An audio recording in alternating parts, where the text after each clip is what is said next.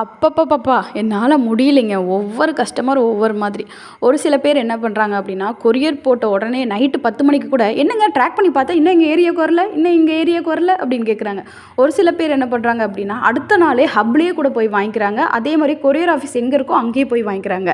ஒரு சில பேர் என்ன பண்றாங்க அப்டின்னா, 10, 15 நாள் விட்டுறாங்க. நம்ம பில் அனுப்பிடுறோம். அதுக்கப்புறம் ஒரு டெக்ஸ்ட் மெசேஜும் அனுப்புறோம். வாய்ஸ் ரெக்கார்டும் அனுப்புறோம். பார்த்துட்டு 1 ஆர் 2 டேஸ்ல வாங்கிருங்க. அப்டி உங்களுக்கு பார்சல் வரலன்னா எங்களுக்கு வந்து இன்ஃபார்ம் பண்ணுங்க அப்படின்னும் சொல்லிடுறோம். எல்லாம் பார்த்துடுறாங்க. ஒரு 10, 15 நாளுக்கு அப்புறம் என்ன பண்ணுறாங்க அப்படின்னா, எதர்ச்சியா அவங்க வீடியோ பார்த்தேன். "ஏன் என்னோட பார்சல் இன்னும் வரல? ஃப்ரூட்ஸ் என்னாச்சு?" அப்படின்னு கேட்குறாங்க. ஏன்னா இவ்வளோ நாளுக்கு அப்புறம் கேட்குறீங்களே, என்னங்க சிஸ்டர் ஒரு 2 நாள் 3 நாள்ல கேட்டிங்கன்னா கூட பார்த்துட்டு நாங்க வாங்கி குடுத்துருப்போம். இவ்வளோ நாள் கழிச்சு கேட்குறீங்களே அப்படின்னா, "சரி ஒண்ணும் பிரச்சனை இல்ல. திரும்ப நான் கொரியர் சார்ஜ் மட்டும் வேணா போட்டு விடுறேன். நீங்க திரும்பி போட்டு விடுறீங்களா?" அப்படின்றாங்க. இதெல்லாம் என்னங்க சொல்றது? இன்னும் ஒரு சில பேர் ஃபோனே எடுக்க மாட்றீங்க.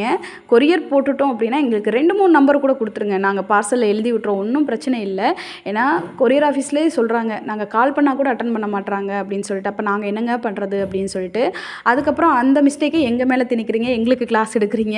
நீங்க இந்த நம்பருக்கு கூப்பிட சொல்ல வேண்டியது தானே, அந்த நம்பருக்கு கூப்பிட சொல்ல வேண்டியது தானே. உங்க ஏரியா கொரியர் ஆஃபீஸ் சரியில்ல அப்படின்றாங்க.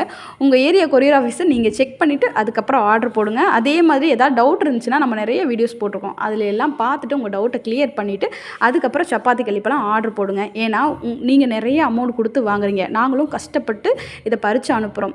2மே வந்து வேஸ்ட்டாக போயிடக்கூடாது. சரிங்களா?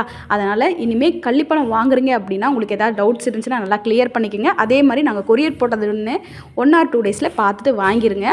ஏன்னா இந்த பழம் ரொம்ப நாள் பாக்ஸில் வச்சு அடைச்சி இருந்துச்சு அப்படின்னா கெட்டு போயிடும். வெளியே காத்தோட்டமாக இருந்தால் நல்லாயிருக்கும். அடைச்சி இருந்துச்சுன்னா எந்த பழமாக இருந்தாலும் கெட்டு போக தான் செய்யுங்க. கொஞ்சம் பார்த்துட்டு வாங்கிருங்க. சரிங்களா?